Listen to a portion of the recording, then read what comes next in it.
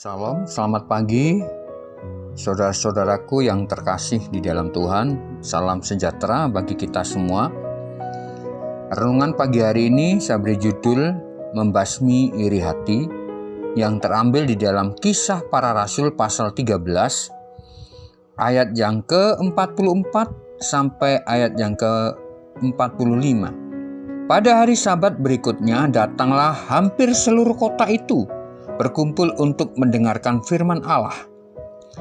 Akan tetapi ketika orang Yahudi melihat orang banyak itu, penuhlah mereka dengan iri hati, dan sambil menghujat, mereka membantah apa yang dikatakan oleh Paulus. Saudara, iri hati adalah rasa benci yang timbul karena melihat kelebihan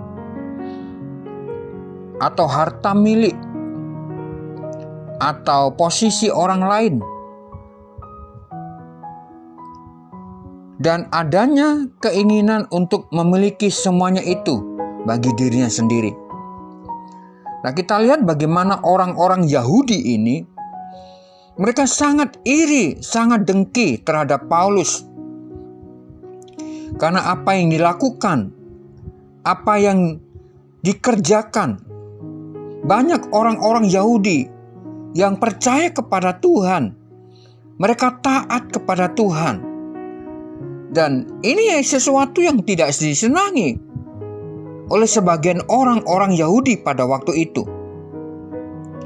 Sehingga di sini kita lihat bagaimana timbullah iri hati di dalam hidup mereka. Saudara, kita lihat bagaimana ada kisah-kisah di dalam Alkitab. Di dalam Kejadian pasal 30 ayat 1, bagaimana Rahel iri terhadap Lea karena Lea melahirkan anak. Demikian juga di dalam Kejadian 37 ayat 11, saudara-saudara Yusuf iri terhadap Yusuf karena ayah mereka lebih mengasihi Yusuf.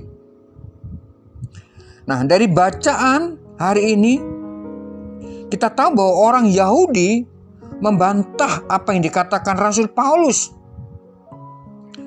Saudara, kadang keberhasilan, kecerdasan, penampilan yang menarik, atau keterkenalan seseorang memicu timbulnya iri hati. Bahkan orang Kristen sendiri yang paling saleh pun, mereka tidak kebal dengan sikap iri hati ini, saudara. Mereka bisa tergoda dengan sikap-sikap seperti ini. Karena itu, saudara, untuk membuat atau mengenyahkan perasaan iri hati dalam hidup kita, kita harus mengenali perasaan itu dan mengakuinya di hadapan Allah. Kalau dengan orang lain, ya maafkan, saudara, dan saling mendoakan. Karena kita harus bisa untuk kita memahami, untuk kita belajar bagaimana caranya kita menghindari semua itu di dalam hidup kita.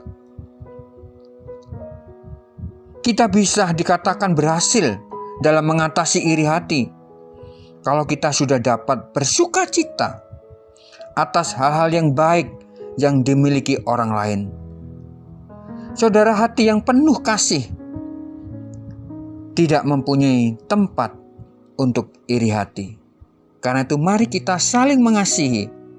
Kita bersuka cita di dalam Tuhan Yesus Kristus, dan kita menjaga hati dan perasaan kita dengan segala kewaspadaan, agar sikap hati kita selalu berkenan kepada Tuhan. Amin. Mari kita berdoa. Tuhan, terima kasih. Jagai hati kami, Tuhan.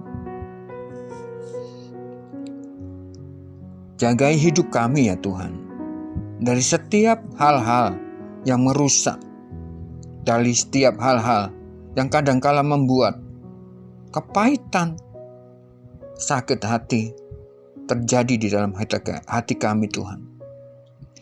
Beri kekuatan kami untuk kami saling mengasihi satu dengan yang lain Tuhan. Untuk kami bersuka cita melihat saudara-saudara kami bersuka cita. Untuk kami berbahagia saat melihat mereka berbahagia. Murnikan hati kami, murnikan motivasi kami ya Tuhan. Terima kasih Tuhan, dalam nama Yesus. Amin.